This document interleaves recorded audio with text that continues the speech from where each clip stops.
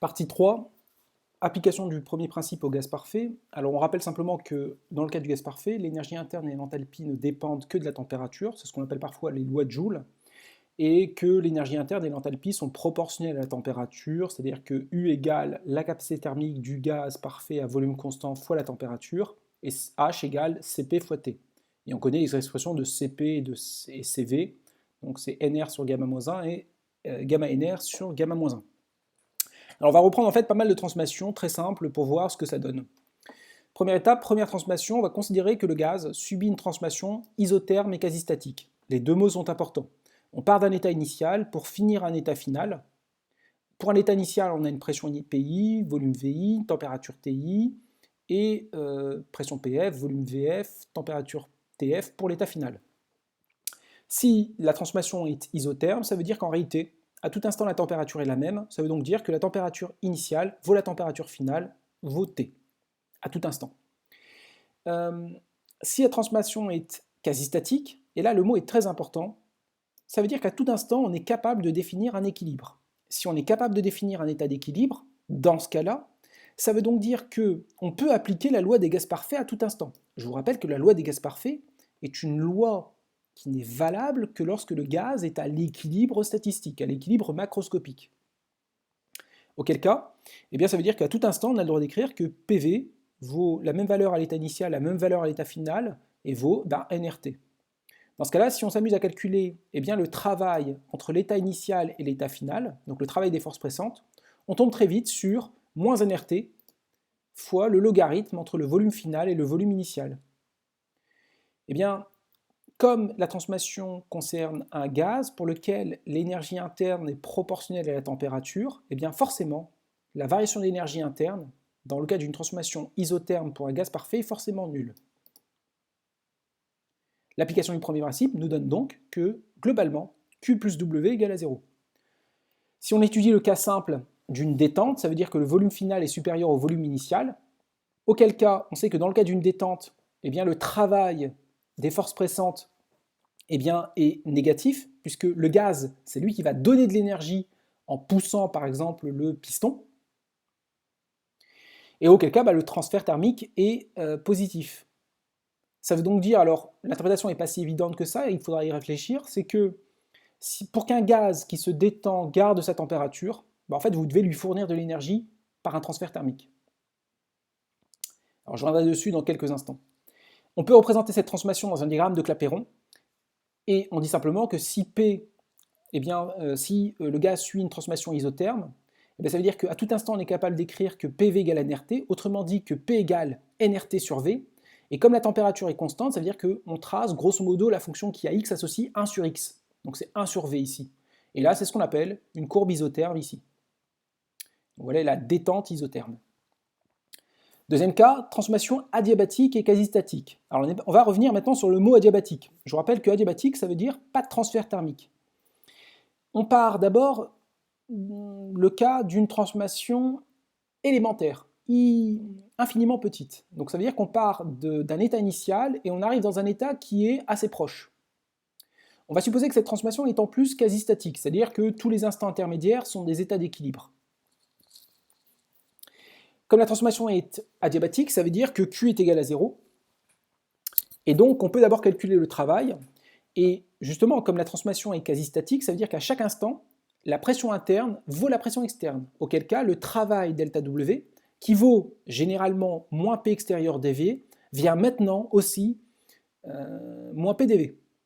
Et comme le gaz, c'est un gaz parfait, on peut lui appliquer la loi des gaz parfaits, ça me donne encore moins nRT dV sur V. De la même manière, si je regarde le premier principe, entre l'instant initial et l'instant juste après, je dis que DU vaut ΔQ plus ΔW. Comme le ΔQ est égal à 0, ça me donne DU égale ΔW. Et comme je connais l'expression de DU, c'est CV dt, avec CV égale NR sur gamma-1. Si je bidouille un peu tout ça, j'arrive très vite à la conclusion que, eh bien, la pression et le volume du gaz suivent une loi qui s'appelle la loi de Laplace. Alors c'est peut-être parmi les lois que vous devez connaître le plus par cœur, qui dit que PV puissance gamma égale constante à tout instant. Donc dans le cas, alors, il y a trois mots qui sont importants. Pour une transformation adiabatique, quasi-statique et pour un gaz parfait, eh bien, on peut appliquer ce qu'on appelle la loi de Laplace qui dit qu'au cours du temps, eh bien, le produit PV puissance gamma est égal à une constante. Alors, on peut l'écrire de cette manière-là, on peut aussi le voir souvent sous la forme, en bidouillant un peu, en utilisant le fait que PV sur T égale constante. Eh bien, dans ce cas-là, on dit qu'on peut obtenir TV puissance gamma moins 1 égale constante. Et on peut aussi l'écrire sous la forme T puissance gamma, P puissance 1 moins gamma égale constante. Alors je vous avouerai que moi, c'est les deux premières que je retiens le plus facilement. La troisième, généralement, j'ai tendance à vouloir la retrouver. Qu'est-ce que ça veut dire concrètement? Alors je passe sur ce point-là, vous pourrez le lire, qui est anecdotique. C'est que si je représente une adiabatique, alors ce résultat est à connaître par cœur, l'adiabatique en fait va ressembler beaucoup à l'isotherme. Donc j'ai tracé ici en tiré eh bien, la courbe isotherme que nous avions eue tout à l'heure. Je traite toujours le cas d'une détente, donc le volume augmente, mais maintenant je vais prendre en bleu le cas d'une détente adiabatique. Et si on la trace, en fait elle est beaucoup plus pentue, enfin elle est plus pentue que l'isotherme. Alors ça a une conséquence, je vous laisse y réfléchir, on va le lire doucement, c'est que dans le cas d'une détente isotherme, pardon, dans le cas d'une détente d'un gaz parfait qui est adiabatique, eh bien, il y a un refroidissement du gaz. Alors, si vous ne comprenez pas ça, on va prendre simplement un diagramme beaucoup plus compréhensif. On dit, voilà, imaginons que je trace deux isothermes en tiré, qui sont l'une à une température que j'appelle froide, une température faible, et l'autre une température élevée. Donc, température faible, température élevée. Et si je trace maintenant une adiabatique quasi-statique, eh bien, en fait, comme elle est plus pentue, c'est-à-dire qu'entre l'instant initial et l'instant final, je vais passer d'une isotherme à l'autre isotherme. Autrement dit, entre l'état initial et l'état final, eh bien, je passe de la température T chaud à la température T froid. Traduction, une détente adiabatique d'un gaz s'accompagne d'un refroidissement de celui-ci. A l'inverse, retenons-le aussi, une compression adiabatique d'un gaz s'accompagne d'un échauffement du gaz. Ça veut donc dire que dans le cadre eh bien, d'un cylindre avec un piston, c'est celle-là. Dans le cadre d'un cylindre avec un piston, eh bien, au cours de la compression, vous allez avoir, pour le gaz qui est comprimé, eh bien, un échauffement de celui-ci. Alors, il y a une application qui est très connue, c'est le cas en fait des moteurs diesel, pour lequel la compression du gaz qui est le mélange d'air et de diesel, va provoquer un échauffement du gaz. Et dans le cas d'un diesel, il suffit de chauffer le gaz en le comprimant pour qu'il s'enflamme, crée la combustion et crée, on va dire, le moteur.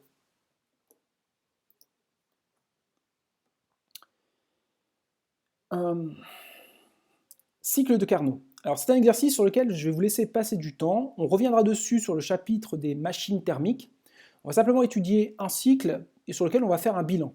Alors c'est un peu long, mais j'ai tout détaillé et je vous laisse lire ça dans le détail.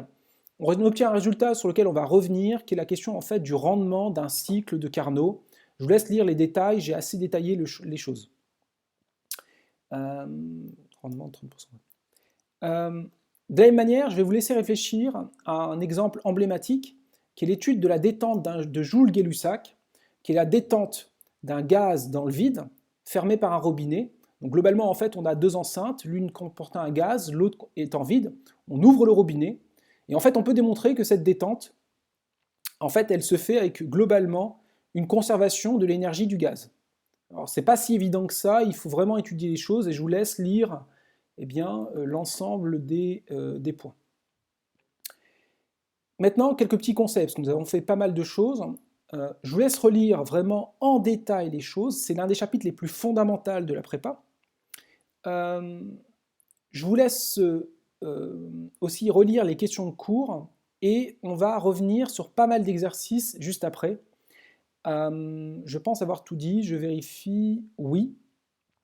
Donc si l'on doit en fait absolument revenir sur ce que vous devez maîtriser à la fin de ce cours, je dirais que c'est l'ensemble des définitions qu'on a posées.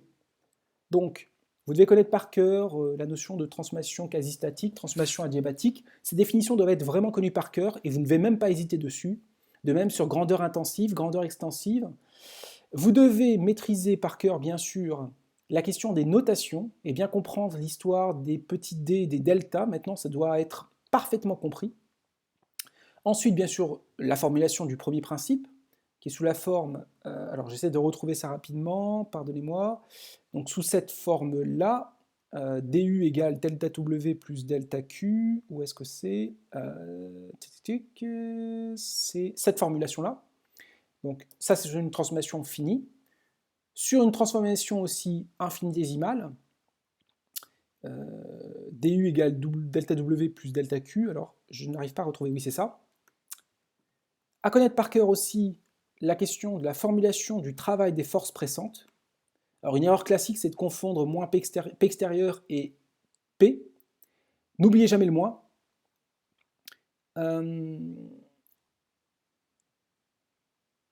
L'interprétation géométrique dans le diagramme de Clapeyron, de toute façon le diagramme de Clapeyron est à maîtriser par cœur.